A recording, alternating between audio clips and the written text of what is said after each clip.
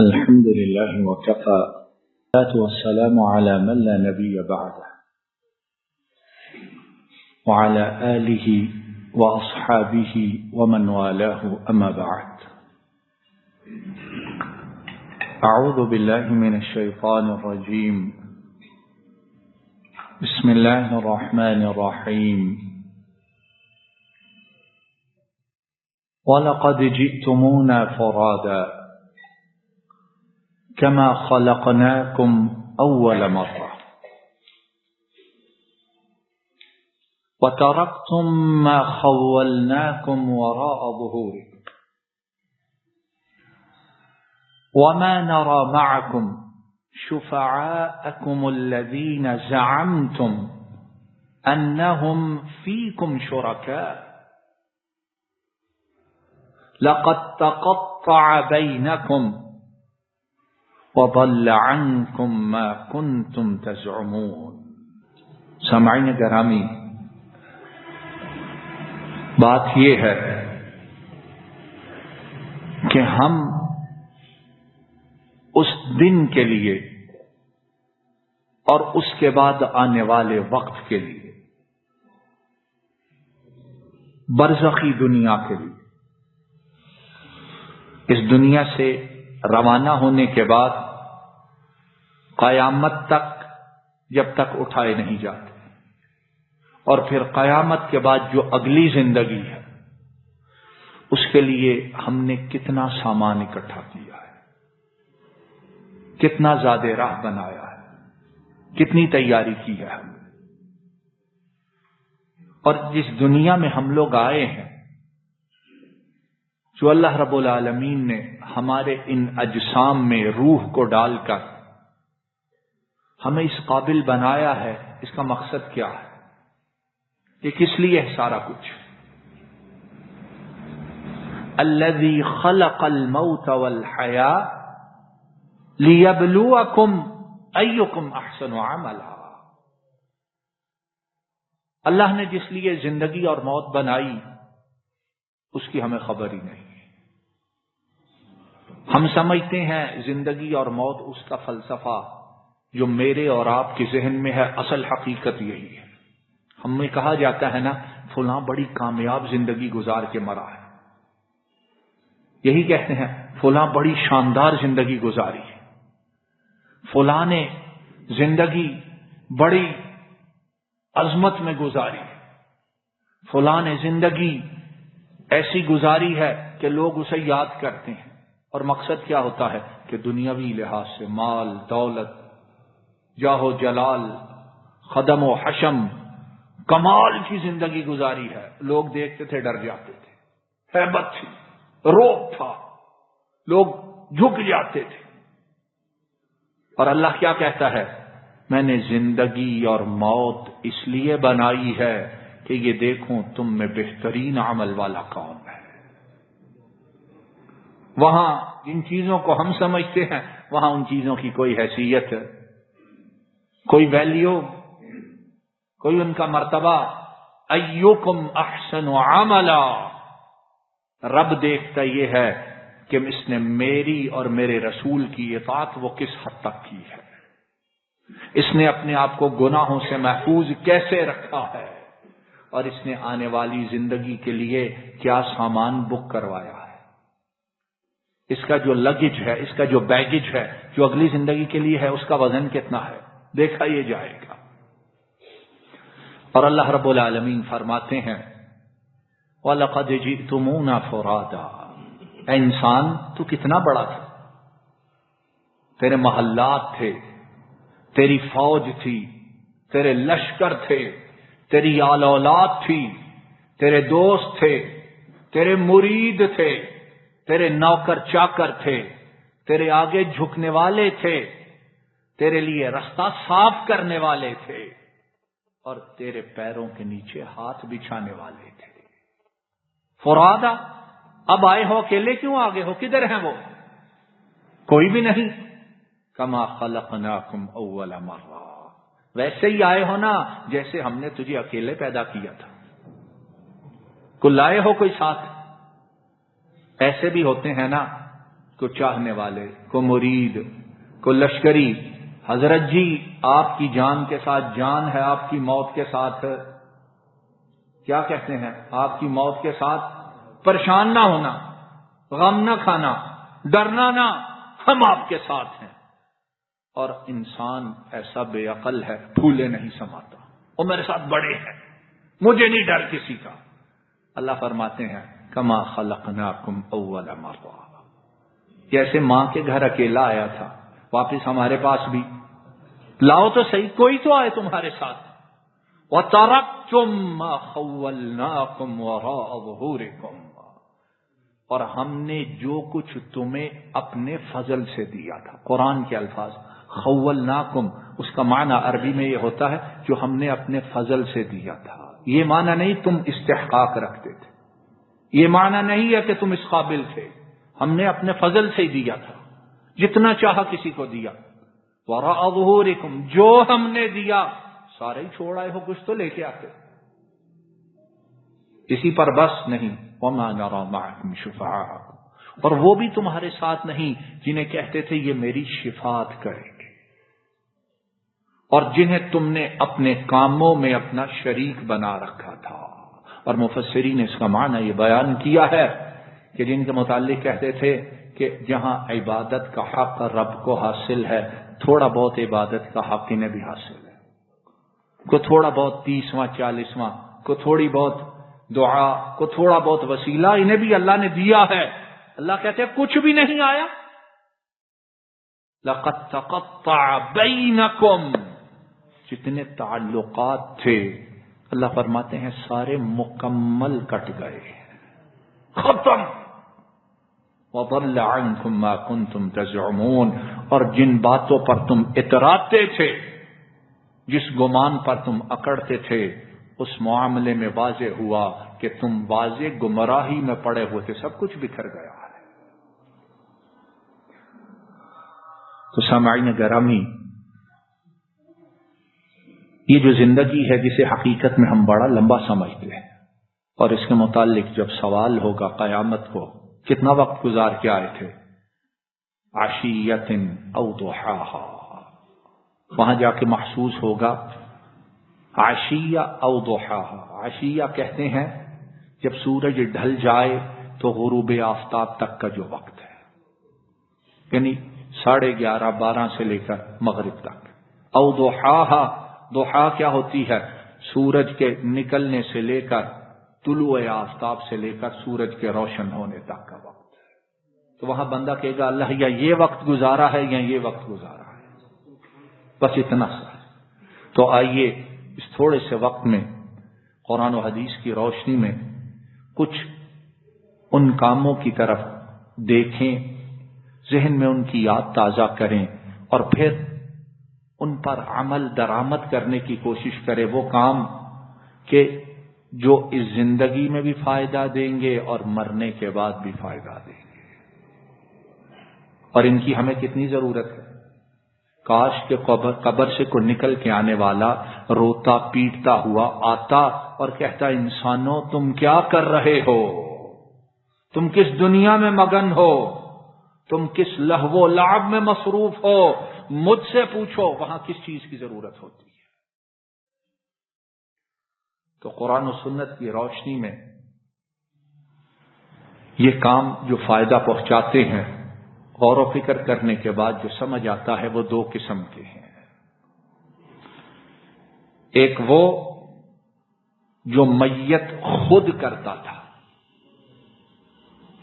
اور دوسرے وہ کام جو میت کے پیچھے رہ جانے والے اسے فائدہ پہنچانے کے لیے کر سکتے ہیں۔ ہمارے ہاں قبرستانوں میں جاؤ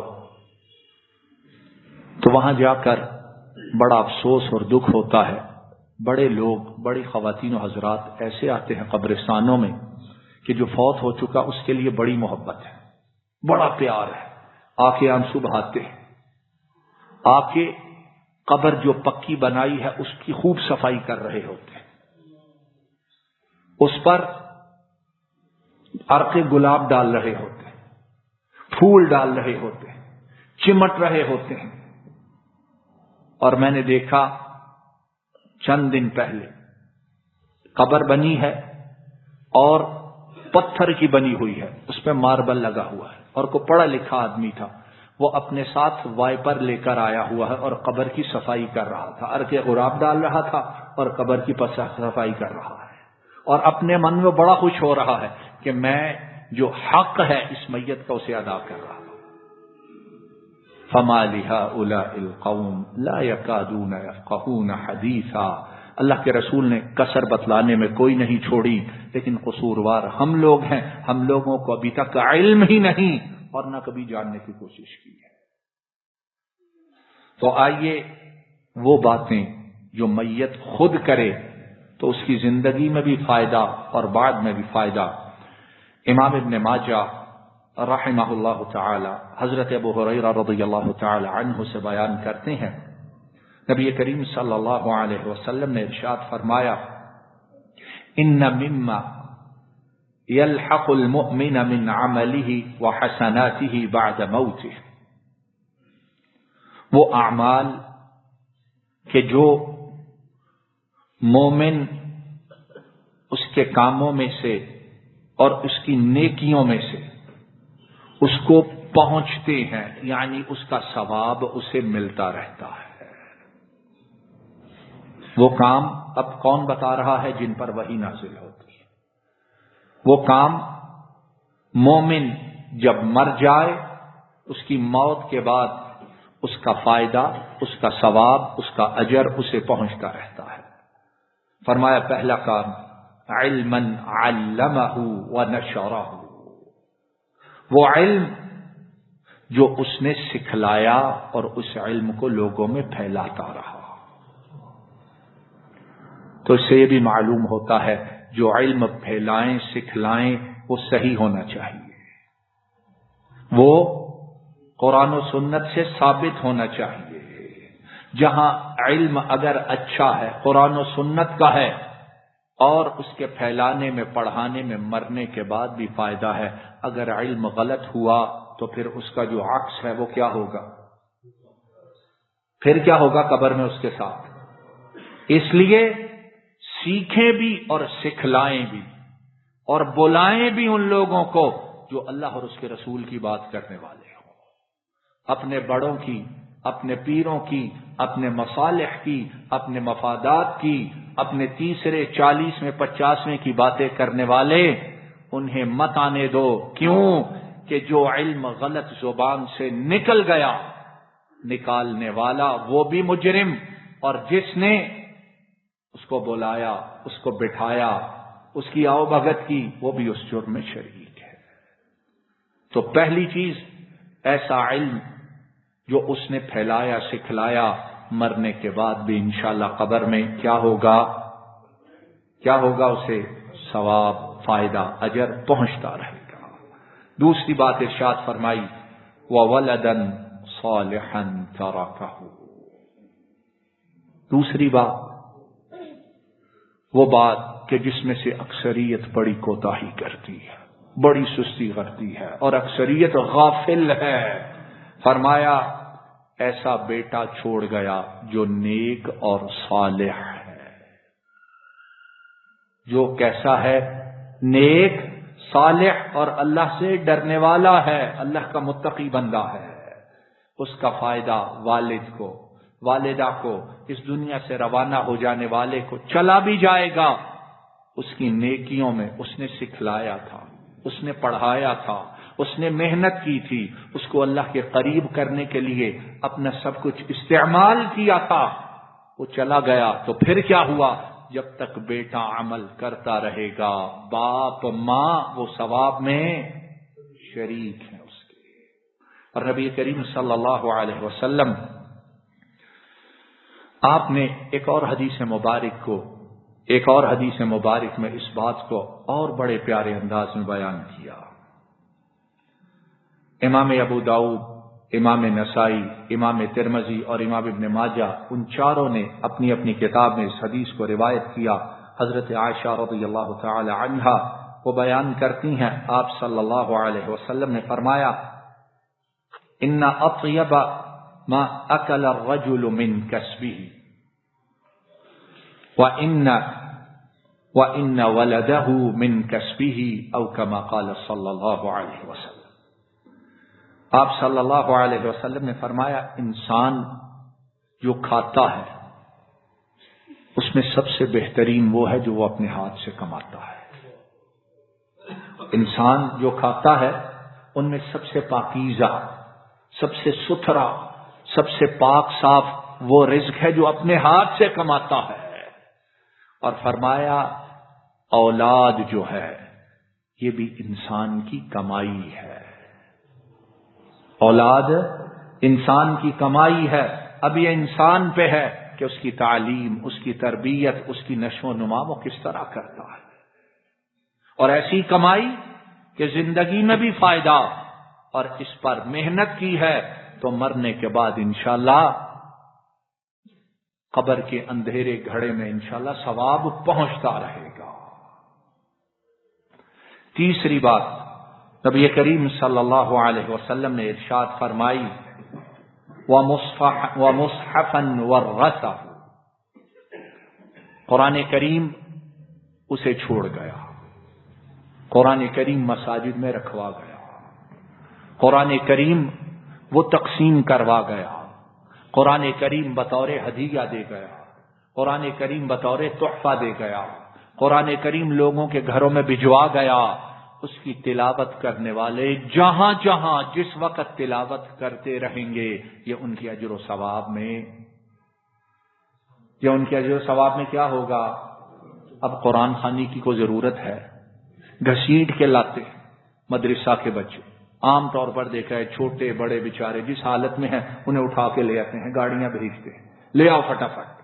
کسی نے الٹا سپارہ پکڑا ہے، کسی نے سیدھا پکڑا ہے، بعض ایسے بھی آتے ہیں انہیں پڑھنا بھی نہیں آتا، لیکن یہ ہے گھنٹے کے اندر قرآن کریم ختم کرنا فٹافٹ کر، اور کھانا تیار ہوتا ہے، نظریں کھانے پہ ہوتی ہیں، ہونٹ ہل رہے ہوتے ہیں، سپارے کھلے ہوتے ہیں، پتہ ہی نہیں پڑھ کیا رہے، گھنٹے کے اندر فارغ، چلو جی کرنے کرانے والے سارے خوش، یہ پڑھ کے سارا بخشا گیا ہے۔ قرآن و سنت میں ایسی کوئی بات موجود کوئی نہیں ہے۔ کرنے والے جو کام ہے وہ کرتے نہیں، اور بعد میں کوئی سیدھی بات کی طرف رہنمائی کرے تو ناراض ہوتے ہیں، دیکھو جی ہمارے مر گئے ہیں، انہیں کوئی احساس ہی نہیں ہے۔ حقیقت میں تمہیں اپنے مرنے والوں کا احساس نہیں، اگر ہوتا تو صحیح باتوں کا علم تم نے پہلے حاصل کیا ہوتا اور وہ کام کرتے جن کا فائدہ ان کی گارنٹی اللہ کے رسول نے دی ہے صلی اللہ علیہ وسلم۔ چوتھی بات جس کا فائدہ میت کو پہنچتا ہے وہ کیا ہے؟ او مسجدن بناہ، جس نے کیا کیا؟ مسجد کو بنایا ہو۔ تو جس نے کوئی ایسی چیز بنوائی ہو جہاں دن رات گناہ ہوتے ہوں تو اس کا بھی عقاب اور عذاب پہنچے گا کہ نہیں پہنچے گا؟ اگر ہم لوگوں کو یہ چیزیں سمجھ آ جائیں تو دنیا سے فساد کا، شر کا، برائی کا بڑی حد تک خاتمہ ہو جائے۔ ہر چیز بنانے سے پہلے، ہر چیز تعمیر کرنے سے پہلے، ہر چیز کی داغ بیل ڈالنے سے پہلے سوچ لیں کہ یہاں ہوگا کیا، یہ کس کام کے لیے، کس مقصد کے لیے ہے۔ اگر مقصد کام اچھا ہے تو انشاءاللہ اچھائی نیکی پہنچتی رہے گی، اور اگر کام دوسرا ہے تو وہ سلسلہ بھی جاری رہے گا۔ پانچویں بات او بیتن لابن السبیل بناہ، پانچواں کام یہ ہے مسافروں کے لیے، راہ گزر جو لوگ ہیں ان کے لیے سرائے بنا گیا، ان کے ٹھہرنے کے لیے عمارت بنا گیا، ان کے فائدے کے لیے بلڈنگ تعمیر کر گیا۔ آنے والے رکتے ہیں، ٹھہرتے ہیں، فائدہ اٹھاتے ہیں، استفادہ کرتے ہیں، دھوپ میں گرمی سے بچتے ہیں، سردی میں سردی سے بچتے ہیں، جب تک وہ استعمال میں رہے گی انشاءاللہ قبر میں اسے فائدہ پہنچتا رہے گا۔ چھٹی بات او نہرن اجراہ، یا کوئی نہر جاری کروا گیا، کنواں کھدوا گیا، پانی کا کہیں نل کا لگوا گیا، استعمال کرنے والے استعمال کرتے رہیں گے، مخلوق خدا استفادہ کرتی رہے گی، انشاءاللہ اسے اجر و ثواب پہنچتا رہے گا۔ ساتویں اور آخری بات اس حدیث مبارک میں او صدقتن جاریتن اخرجها من ماله فی صحته و حیاته यल्हक़ुहु मिन बअद मौतिह औ कमा क़ाल सल्लल्लाहु अलैहि वसल्लम। सातवां काम को सदका जारिया का काम कर गया, अपने माल में से माल निकाला, को ऐसी चीज, को ऐसा काम ऐसा कर गया कि मरने के बाद उसका इस्तेमाल जारी है। वो सदका जारिया है, जब तक वो काम चलता रहेगा इस्तिफादे वाले इस्तिफादा करते रहेंगे। इस मरने वाले को सवाब, जज़ाब और उसका नतीजा इंशाअल्लाह कब्र में मिलता रहेगा। अब ये जो 7 बातें हैं, अगर हम लोग इसे दिल दिमाग खोल के सुने तो क्या मेरा और आपका ये जी न चाहेगा कि यही काम करके जाएं, बाकी सारे काम छोड़ दें, इन्हीं आमाल में जिंदगी बसर करें, बाकी तो सारा कुछ यहीं रह जाना है। और खुशनसीब हैं वो लोग जो अपनी दुनियादारी के साथ, दुनिया बनाने के साथ साथ इन कामों पे तवज्जो देते हैं।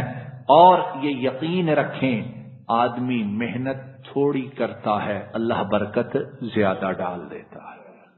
आदमी कोशिश अपनी इस्तिताअत के मुताबिक करता है, नतीजा अल्लाह जल्ला शानो अपने मुकामो मर्तबा के मुताबिक अता करते हैं। और ये भी याद रखें कि अल्लाह जल्ला शानो सबसे ज्यादा वफा करने वाले बावफा हैं। उन्हें नीयतों का इल्म हो, इरादों का खुलूस वो उनसे मख्फी नहीं। अगर इरादे नीयतें यही हों, थोड़ा भी हो सके, तो अजर व सवाब वो बहुत ज्यादा देने पे कादिर है। अगर सिलसिला कहीं कट भी जाए, रुक भी जाए, खत्म भी हो जाए, तो उसके खजानों में अजर व सवाब की क्या कमी है। आइए अब उसके बाद उन कामों को देखें जो मैयत के मरने के बाद जो पीछे रह जाने वाले हैं, वो अपनी मैयत के लिए करें तो मैयत को उसका अजर व सवाब मिलता रहता है। और फिर जैसे जैसे ये सुने, मैं और आप अपने जहन में उन कामों को भी लाएं जो हमारे मुआशरे में राइज हैं और जिन्हें एक मुसल्लिमा हैसियत दी गई है, जिन्हें कबूल किया गया है, जो ऐसे किए जाते हैं जैसे बाकायदा वो अल्लाह और उसके रसूल की तरफ से ऑथोराइज्ड हैं, और हकीकत में उन बातों कामों की कोई हैसियत नहीं है। पहली बात, वल्लज़ीन जाऊ मिन बअदिहिम यक़ूलून रब्बना इग़फ़िर लना व लिइख़वानिना अल्लज़ीन सबक़ूना बिल ईमान वला तजअल फ़ी क़ुलूबिना ग़िल्लन लिल्लज़ीन आमनू रब्बना इन्नका रऊफ़ुर रहीम। पहली बात क्या है? उनके लिए दुआ करना। उनके लिए बोलिए क्या करना? हम में अक्सरियत की कोशिश ये होती है जो मर गया है हमें कुछ ना करना पड़े। मौलवी साहब आए, पीर साहब आए, कुरान खानी करने वाला है, वो करें और फिर हम क्या वो बख्शेंगे जी, चलो सारा कुछ उधर हमने ईमेल कर दिया, सारा कुछ उधर भेज दिया, उनका बेड़ा पार हो गया। बड़ी हुआ तो पैसे लगा लिए, 2-4 आंसू बहा लिए। नहीं, हकीकत असल जो अल्लाह ने बतलाई है वो क्या है कि जो चला जाए उसके लिए क्या करो? दुआएं करो। और वो अर्श वाला उन दुआओं के नतीजे में कब्र वाले के साथ क्या कुछ करता है, काश को आने वाला आकर बतलाए कि मेरे पीछे रह जाने वालों, हर वक्त मेरे लिए दुआ ही करते रहा करो, और कुछ करो ना करो, दुआओं को न छोड़ा करो। अल्लाह रब्बुल आलमीन ने सूरह हशर में पहले मुहाजिरीन का जिक्र किया, फिर उसके बाद अंसार का जिक्र किया, फिर उसके बाद फरमाया कि इनके बाद जो लोग आए, देखिए जो बाद में आने वाले हैं उन्हें अंसार और मुहाजिरीन के साथ जोड़ा है। कितना मुकाम व मर्तबा है।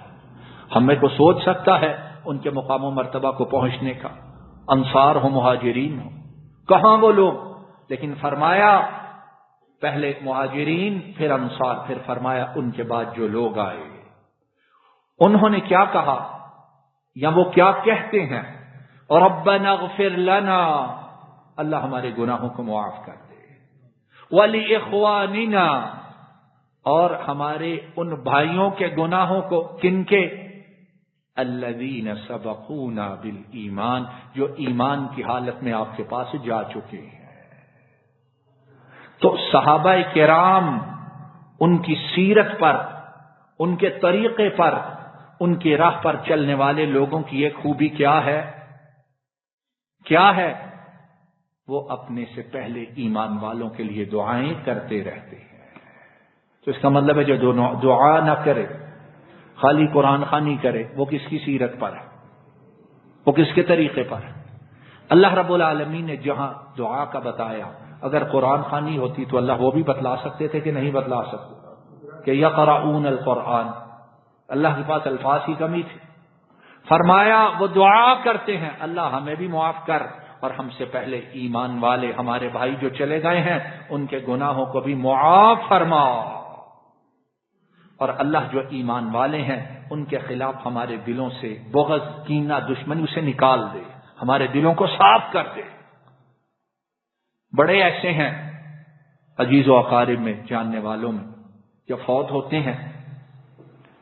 ہوتے ہیں تو دکھاوے کے لیے دوڑے جاتے ہیں تعزیت کے لیے، دو چار آنسو بہاتے ہیں، لیکن ان کے خلاف دلوں میں کینہ بغض اتنا ہوتا ہے، اکیلے ہوں کہتے ہیں اس کے لیے دعا مانگنے کو دل ہی نہیں کرتا ہے میرا، میں نہیں مانگتا۔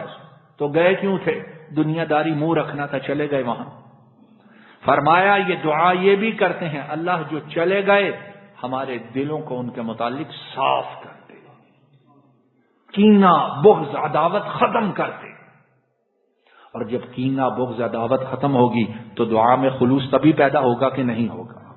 دلوں میں کچھ ہو، زبانوں پہ کچھ ہو، ایسی دعا کی کیا اہمیت ہے؟ ربنا انک رؤوف الرحیم، اللہ بے شک آپ بڑے شفیق اور بہت زیادہ رحم کرنے والے ہیں، اور اس میں میرے اور آپ کے لیے سب سے پہلے اپنی اولادوں کو سکھا کے جائیں، بتلا کے جائیں، سمجھا کے جائیں، ان کے دل و دماغ میں یہ بات اتار کے جائیں کہ بیٹا بیٹی میرے جانے کے بعد تمہارا مجھے کیا فائدہ ہوگا؟ سب سے بڑا فائدہ یہ ہے جب بھی میری یاد آئے ہاتھوں کو اٹھانا اور اللہ سے میرے لیے مغفرت کا سوال کرنا۔ امام احمد حضرت ابو ہریرہ رضی اللہ تعالی عنہ ان سے بیان کرتے ہیں، نبی کریم صلی اللہ علیہ وسلم نے ارشاد فرمایا، ان اللہ لا يرفع الدرجة للعبد الصالح يوم القيامة فيقول يا رب أنى لي هذه، فيقول باستغفار ولدك لك، أو كما قال صلى الله عليه وسلم۔ بندہ باپ ماں فوت ہو گئی،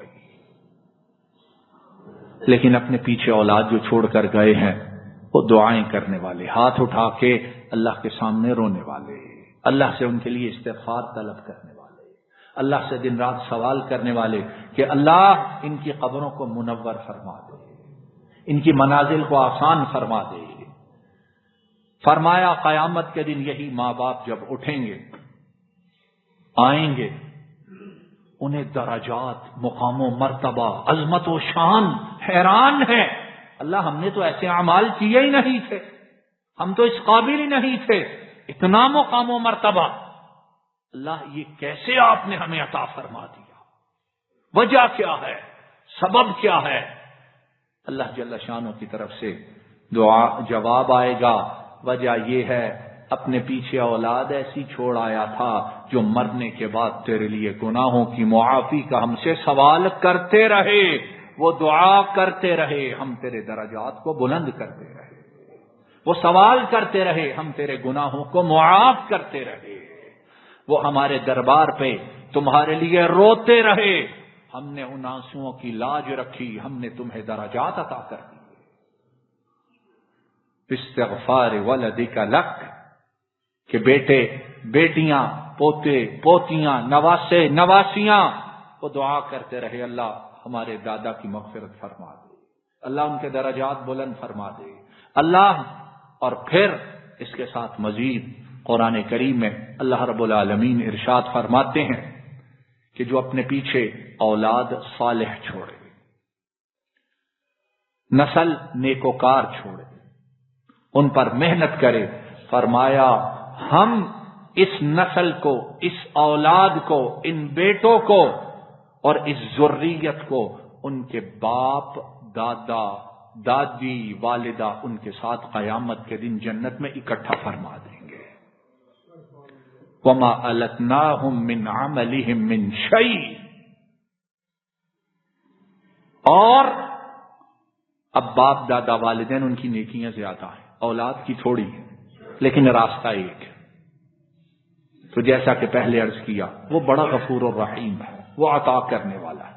اب اولاد ان کا درجہ، ان کا مقام وہ نہیں بنتا جو باپ دادا کا ہے، لیکن نیکیوں کی وجہ سے اللہ اس اولاد کو ان کے آباء و اجداد کے ساتھ ایک جمع فرما دے۔ وما أَلَتْنَاهُمْ مِنْ عَمَلِهِمْ مِنْ شَيْءٍ۔ اور چونکہ باپ دادا والدین کی نیکیاں زیادہ تھیں، اولاد کی کم ہے، اکٹھے کر دیا۔ فرمایا اس کی وجہ سے جو باپ دادا ہیں ان کے اجر و ثواب میں ہم کمی کوئی نہیں کریں گے کہ ادھر سے ملا دیا ادھر سے کم کر دیا، نہیں، ہمارا فضل ہے، کوشش تم کرو، اوپر ہم لے کر جائیں گے۔ وما أَلَتْنَاهُمْ مِنْ عَمَلِهِمْ مِنْ شَيْءٍ۔ اور جانے کے بعد والدین کے، اولاد کے دلوں میں سب سے زیادہ تڑپ یہی ہوتی ہے، اور اگر اولاد چلی جائے تو والدین کے دلوں میں خواہش یہ ہوتی ہے کہ اب ملاقات کیسے ہوگی، ہوتی ہے کہ نہیں، کہ ملاقات ایک بار ہو جائے۔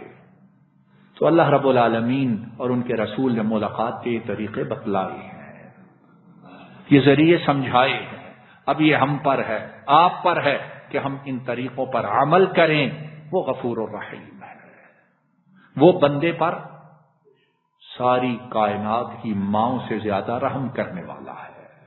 اگر نیکی کرتے ہوئے کوشش، نیت یہ ہو اللہ آباء و اجداد کے ساتھ اکٹھا کر دینا، جو ہم سے ہو سکا، اللہ ہم نے کوتاہی نہیں کی، یقین ہے کہ مولا کریم اس کوشش کو ضرور قبول فرمائیں گے۔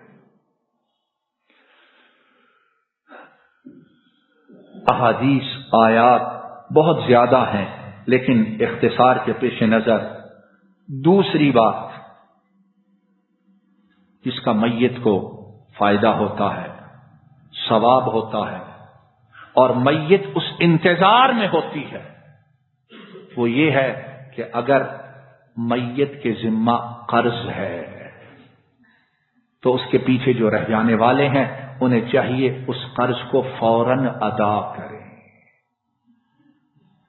امام ترمذی وہ بیان کرتے ہیں، نبی کریم صلی اللہ علیہ وسلم نے ارشاد فرمایا، نفس المؤمن معلقۃ بدینہ حتی یقضى عنہ، او کما قال صلی اللہ علیہ وسلم۔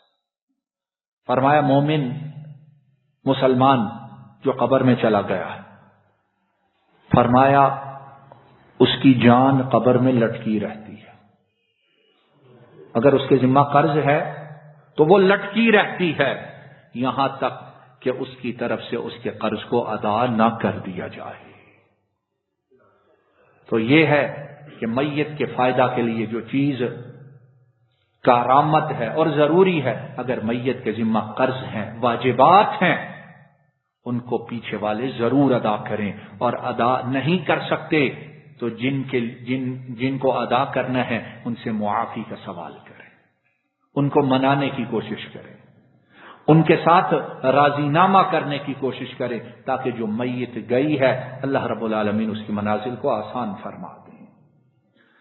تیسری بات جو ہے وہ یہ ہے کہ اگر میت کے ذمہ روزے ہیں تو پیچھے رہ جانے والے جو اولیاء ہیں، جو اولاد ہیں، وہ ان روزوں کو ان کی طرف سے رکھیں گے۔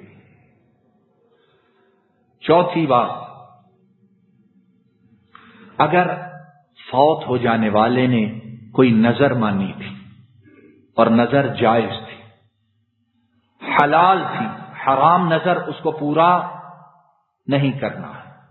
نظر جو ہے اگر حلال ہے، اس میں اللہ اور اس کے رسول کی نافرمانی نہیں ہے، تو پھر اولاد کو چاہیے کہ اس نظر کو پورا کرے۔ نبی کریم صلی اللہ علیہ وسلم، آپ کے پاس ایک عورت آئی، اور اس حدیث کو امام احمد، امام بیہقی، امام نسائی اور امام ابو داؤد نے بیان کیا ہے کہ ایک خاتون وہ سمندری سفر پر روانہ ہوئی، طوفان آیا، ڈوبنے کا خطرہ ہوا، تو اس عورت نے نظر مانی کہ اللہ اگر آپ نے مجھے نجات عطا فرمائی تو میں 1 مہینے کے روزے رکھوں۔ لیکن اللہ کی قدرت، وہ خاتون سفر سے واپس آئی، اللہ نے نجات عطا کی، لیکن وہ روزے نہ رکھ سکی، روزے رکھنے سے پہلے فوت ہو گئی۔ تو اس عورت کی ایک عزیزہ بہن تھی یا بیٹی تھی، وہ نبی کریم صلی اللہ علیہ وسلم کی خدمت میں حاضر ہوئی اور سارا معاملہ بیان کیا۔ تو آپ صلی اللہ علیہ وسلم نے پوچھا کہ اگر تیری بہن یا تیری والدہ اس پر قرض ہوتا تو ادا کرتی کہ نہ ادا کرتی؟ اس نے عرض کیا ضرور ادا کرتی۔ تو آپ نے فرمایا یہ نظر جو اس نے مانی تھی یہ اللہ کا حق ہے، تمہیں چاہیے کہ اب اس کی اس نظر کو پورا کرو اور روزے رکھو۔ تو قرض وہ بھی ادا کیا جائے گا اور اس کے ذمہ روزے ہیں، انہیں بھی پیچھے والے اولاد عزیز و اقارب وہ ضرور رکھیں تاکہ میت اسے قبر میں آسانی، اطمینان اور کشادگی اللہ کی رحمت سے نصیب ہو جائے۔ 5ویں بات، میت جو ہے اس کی طرف سے حج کیا جا سکتا ہے، لیکن شرط یہ ہے کہ جو حج میت کی طرف سے کرے اس نے اپنا حج جو اس کے ذمہ واجب ہے پہلے اسے ادا کر لیا ہو۔ 6 اور اس مجلس کی انشاءاللہ آخری بات یہ ہے کہ میت کی طرف سے صدقہ کیا جائے، میت کی طرف سے اللہ کی راہ میں خرچ کیا جائے، میت کی طرف سے نیکی کے کاموں میں پیسے دیے جائیں، اور یہاں خیال یہ رہے کہ ان کاموں میں دینا چاہیے جو اللہ کے قرآن سے اور نبی کریم صلی اللہ علیہ وسلم کی سنت سے ثابت ہے۔ وہ کام نیکی کے نہیں جسے میں اور آپ نیکی سمجھیں، ہیں کہ نہیں ایسے لوگ؟ اچھا کام ہے جی ادھر دے دو۔ وہ کام جو قرآن و سنت سے ثابت ہیں ان کی طرف سے، ان کاموں میں ان کی طرف سے خرچ کیا جائے تو انشاءاللہ میت کو اس کا اجر و ثواب پہنچتا رہتا ہے۔ امام بخاری حضرت عبداللہ بن عباس رضی اللہ تعالی عنہما ان سے بیان کرتے ہیں کہ حضرت سعد بن عبادہ نبی کریم صلی اللہ علیہ وسلم کے بڑے مقرب اور بڑی شان والے صحابی، ان کی والدہ فوت ہو جاتی، وہ آپ صلی اللہ علیہ وسلم کی خدمت میں حاضر ہوئے، عرض کیا کہ اللہ کے رسول صلی اللہ علیہ وسلم والدہ فوت ہو گئیں اور میں موجود نہ تھا، کہیں گیا ہوا تھا، تو میں اگر ان کی طرف سے صدقہ کروں تو کیا میری والدہ محترمہ کو ثواب پہنچے گا؟ یہاں ایک نقطہ ہے لیکن ہمارے لیے ضروری ہے۔ دیکھیے صحابہ کرام ہر کام کرنے سے پہلے کسے پوچھتے ہیں؟ کیوں؟ کہ ثواب تبھی پہنچے گا وہ کام اللہ اور اس کے رسول کے ہاں مقبول ہے۔ ہمارا ذہن اگر کہتا ہے نیکی کا کام ہے، میری اور آپ کی وہاں کچھ نہیں چلتی، تو اگر میں صدقہ کروں تو میری والدہ کو فائدہ ہوگا۔ نبی کریم صلی اللہ علیہ وسلم نے فرمایا نعم، صدقہ کرو گے والدہ کو ضرور فائدہ ہوگا۔ انہوں نے عرض کیا فإنی اشہدک ان حائطی المخراف صدقۃ علیہا او کما قال رضی اللہ تعالی عنہ۔ کہنے لگے اللہ کے رسول صلی اللہ علیہ وسلم اگر ایسی بات ہے تو میرا کھجوروں کا باغ یا وہ باغ جو پھل دینے والا ہے، ردی چیز نہیں، گٹیا چیز نہیں، جس چیز کی ضرورت نہیں، یہ اللہ کی راہ میں دے دو، یہ میں نے وقف کر دی، یہ میں نے دے دی ہے۔ اللہ کے رسول کھجوروں کا باغ یا وہ باغ جو پھلدار ہے، جس کا پھل آتا ہے، وہ سارے کا سارا میں اللہ کی راہ میں صدقہ کرتا ہوں اس نیت کے ساتھ کہ اللہ اس کا اجر و ثواب میری والدہ کو پہنچا دے۔ ربنا اغفر لنا ولإخواننا الذين سبقونا بالإيمان ولا تجعل في قلوبنا غلا للذين آمنوا ربنا إنك رؤوف رحيم. وآخر دعوانا أن الحمد لله رب العالمين.